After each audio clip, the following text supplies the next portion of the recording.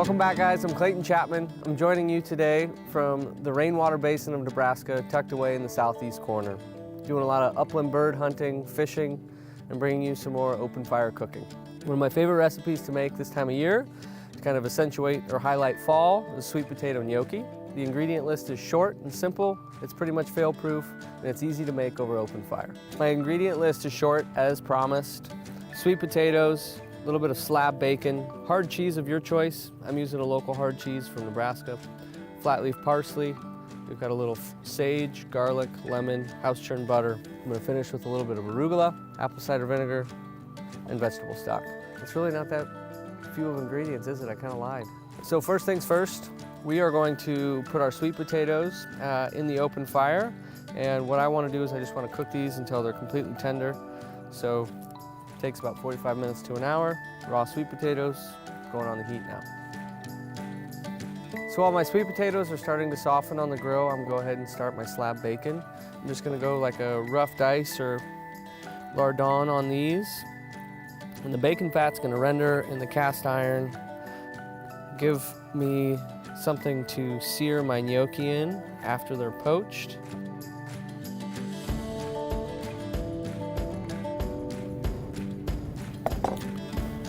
All right. So the sweet potatoes come off the grill. You can see it's charred on the outside, which is fine. It's great. That skin really kind of acts as like a protective seal for the sweet potato, and it almost steams as it grills. If you crack them open like this, you can see how hot it is still. But it's just kind of molten all the way through. It's cooked all the way throughout. So I just want to scrape the pulp. So when I make traditional gnocchi with like a Yukon or a russet potato, there's not as much water content to them, so they tend to take a lot more like egg and flour and things like that. But because the sweet potatoes are so wet in nature, the only ingredients I'm going to add to this is salt, fresh cracked black pepper, and flour. So I like to go through, make sure my sweet potatoes completely mashed, get out any big chunks. Now if you got your sweet potatoes to this place, you didn't want to make all of your gnocchi now, you can take this puree, put it in the fridge, freeze it, save more for later. Go in with salt, pepper.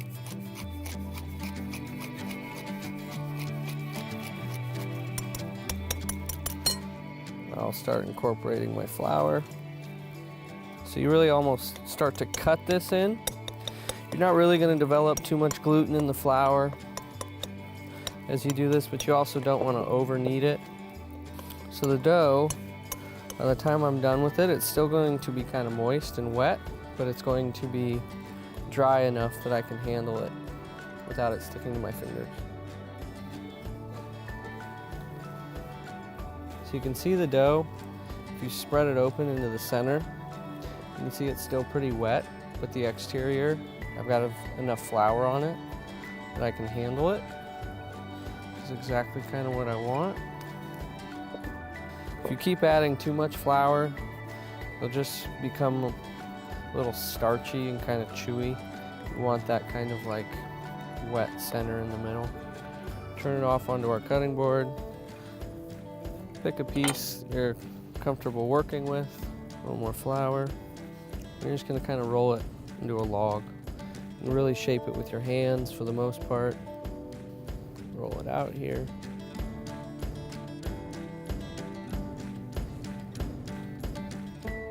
I'm not really applying a whole lot of pressure at all, and go through, just give them a cut. A little more flour. I'm ready to poach my gnocchi. I have a water bath set up on the grill. Next to that, I have another cast iron that after my gnocchi come to float, they're gonna go ahead and get seared in the cast iron with a little bit of butter, my garlic and sage. Make a little pan sauce, fold in my arugula and my cheese, and we'll get ready to eat. We'll start our bacon here. So the gnocchis are gonna take about 3 or 4 minutes to cook-ish, and I like to let them float for about 1.5 minutes before I pull them. So in a perfect world, you want to time it as your bacon starts to get crispy. Then I'll go ahead and drop my gnocchi in the water. I just don't want to leave them in the water too long that they overcook, so we're in good shape. I don't think life gets a whole lot better than this. I'm out here, it's a beautiful fall morning, the middle of November, a couple days before Thanksgiving, and woke up and it was in the mid-20s, and now it's like the sun is out. It's beautiful. I'm not even in a coat. I love working with Berkshire pork because I think that it's the perfect blend of like meat to fat balance. And so when we make our own slab bacon from the Berkshire, the bacon ends up being like incredibly meaty and like umptious from the pork itself, but there's also so much fat. And I love that because I can render it. And then it becomes this foundation or this base for whatever I'm cooking. In this case, the gnocchi. So my waters come up to a slow simmer here. Add a healthy pinch of salt. And then I'm just gonna start flicking these off into the water. Kind of give them a stir as they make their way in so they don't stick to the bottom.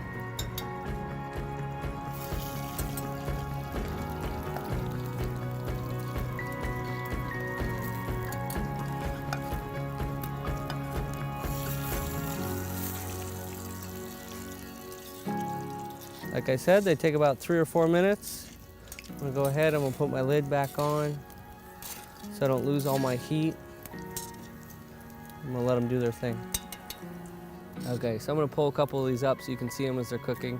We'll call them organic looking. That's a nice way of saying that they're not all the same. But you can tell just by looking at these that they're not quite done yet. Like the shape is there, but the structure of the gnocchi isn't quite set. It looks still a little soft, a little almost molten-like, which is fine. They're just not quite there yet, so. I like to drain them onto a towel, whether it be paper towel, linen, whatever you have access to, just so that when I go ahead and I add them to the pot of hot fat, that they don't splatter too much and either A, take the heat out of your fire, or B, burn yourself. I like to leave this water pot going on the heat while I'm searing the gnocchi because there's a lot of starch that's left over in this water from the flour on the outside of the gnocchi. So after the gnocchi sear and you start to glaze them and make the pan sauce, if I feel like it needs to be thickened a little bit, I'll take a spoonful of the poaching water and I'll put it in the sauce. And that flour just kind of helps bind everything together and almost act like a roux and tightens up your sauce a little bit. So I have some fresh sage, whole garlic clove. I like to leave the sage on the stem and the garlic, I like to leave the skin on. They do best when you extract their flavor in fat. I like to leave the skin on the garlic so that skin helps protect the clove so that it doesn't overcook. Pat of homemade butter. All right, salt my gnocchi. Go ahead and go in with them. So I feel like there's 2 important components to this step.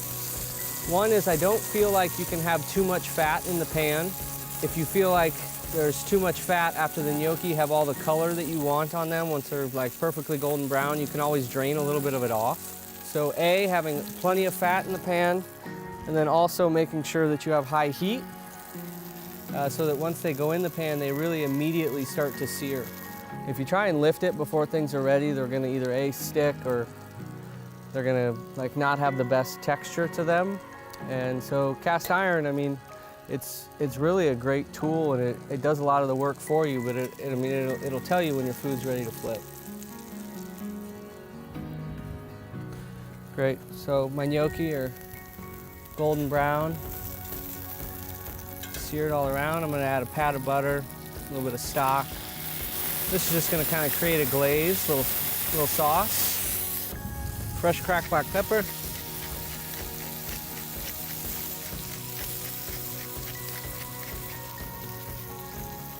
Lemon zest. This beautiful arugula I talked about. You kind of fold it in. Fresh hard cheese. So I really like how this all comes together, you know, this molten, almost pillow-like sweet potato gnocchi, the robust richness and the smokiness from the bacon and the campfire. You have the pepperiness and the sharpness from the arugula, the brightness from the apple cider vinegar and lemon zest, and then that fresh microplane cheese, a little bit of water from your gnocchi pot, and butter really kind of rounds it all together to make almost this glaze-like sauce. So your cook time is short, you know, 10-15 minutes all together on the stove. Your prep time is minimal. It's really a great go-to for me, whether it be breakfast, lunch, or dinner when I'm, you know, cooking outside, because it's so incredibly versatile. So thank you so much for joining me today. I feel so lucky to be in the great outdoors in the rainwater basin of Nebraska, cooking over open fire. So we have some more great content coming your way soon, so tune in next time. Thanks, guys. Thanks for tuning in today. If you're enjoying our series, please feel free to hit subscribe below so you can be the first in the loop to join us each week as we release new content. Dear sweet baby Jesus. Dear sweet baby Jesus. I hope this sweet potato gnocchi looks amazing.